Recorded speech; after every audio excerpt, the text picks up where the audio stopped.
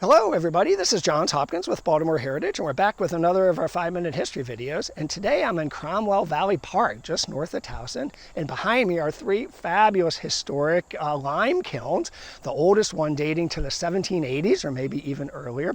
That's what we're going to talk about today, but I have to start with a confession. I have gone by lime kilns in Maryland, various places in Maryland and other states, and said really wise things like, aha, there's a historic lime kiln, without really knowing much or kind of anything about them. I guess I knew they produced lime, but I didn't know what kind of lime or what it was used for or how it was produced. So if you're in that same category, you don't have to make a self-confession, but let's start with a word about lime first and then talk about these three kilns behind me. Lime, or quicklime, is what we're going to talk about when we're talking about lime coming out of kilns, and it's made by taking crushed up limestone and heating it up to about 1500 degrees Fahrenheit, and at that temperature a chemical reaction occurs. Now, we're not going to go into high school chemistry. I was terrible at high school chemistry, but basically carbon dioxide shoots out and what you're left with is calcium oxide, or in periodic tablese CaO. And there's a lot of really neat things about that process. For one, that chemical reaction is one of the very first ones human beings mastered. Apparently we can make really hot fires even very early on. The second is all the different things that quicklime can be used for. So let's say we turn the clock back to about 8,000 years ago and say go to Syria, and our Neolithic neighbor, we go outside our house and our Neolithic neighbor is digging a hole in his front yard and then fills it with crushed limestone and wood and lights it on fire. Then after it burns and cools down, takes the ashes inside. Would be scratching our head and saying, I wonder what's going on. But the next time we paid him a visit, we would be astonished. Instead of the sopping wet mud floors that we have, his floors would be smooth and hard and dry. And instead of the sopping wet mud walls, mud and straw walls, his walls would be smooth and hard and dry. Quicklime acts as a hardener. The Romans mastered this early on in their famous concrete. The Pantheon, about 100 AD, that fabulous concrete dome that's still standing, that has quicklime in it. Even my walls in Bolton Hill in my house from the 1870s, horsehair and quicklime and what else, make those nice and smooth and hard to this day. Another really good use for quicklime was in agriculture. Again, without going into too much chemistry, lime is a base. So if you have acidic soils and you add lime to it, it neutralizes it, making those soils much more productive. Here in Maryland, folks like the Ellicott brothers, Ellicott City, pioneers who gave us mills and dredging machines for our harbor, were also agricultural pioneers. They had learned that folks in England were adding pulverized lime to their fields to make them more productive. They started importing pulverized lime from Nova Scotia. But apparently the lime coming out of kilns, the quicklime with that chemical reaction, was even more effective. So folks in the middle to late 1800s started building lime kilns here in Maryland and throughout the mid-Atlantic. In fact, we had so many lime kilns making our soil so productive, we were called the wheat belt of the world for a while up until the 1850s.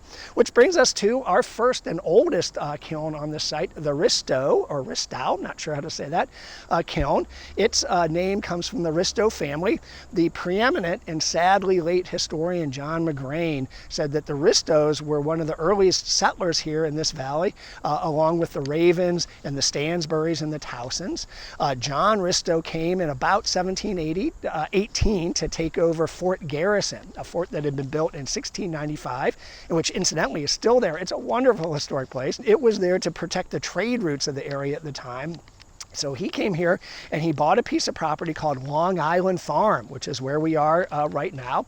And he took fieldstone and built a lime kiln in it.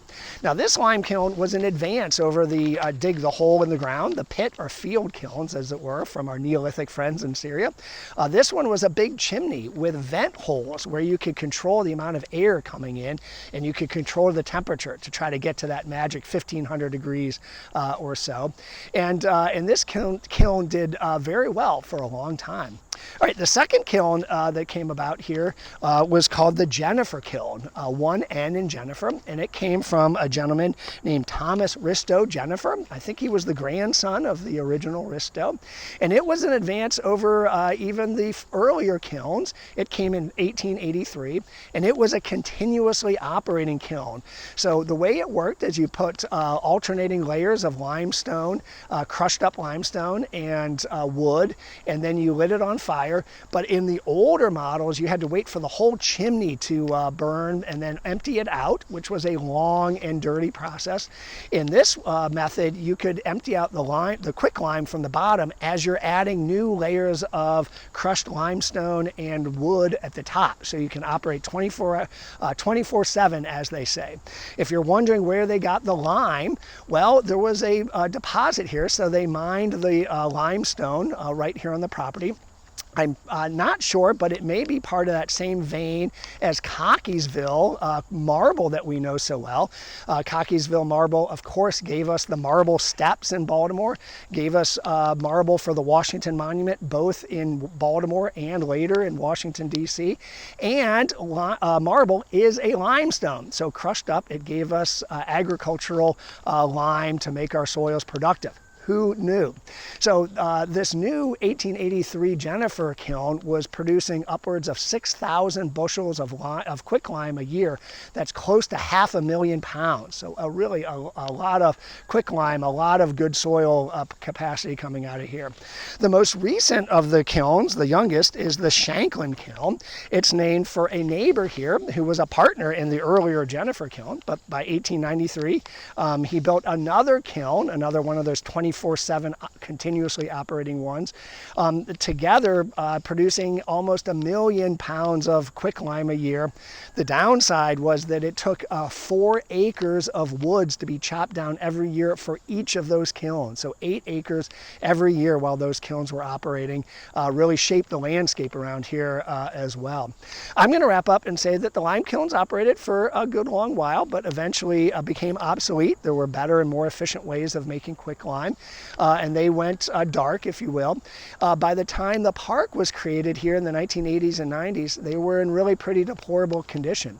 But a gentleman named Jim Kelly in 2005, a volunteer on the Cromwell Valley Park Commission, took it upon himself to lead an effort, I believe with the National Park Service, to restore the lime kilns and to create wonderful interpretive signs so people like me can walk by and learn about what was going on here and not pass by, as I used to do, obliviously. So next time you're in the area, if it's a nice day like today, come on out, take a walk, and check out this wonderful part of our heritage. Thanks so much, and we'll see you next time.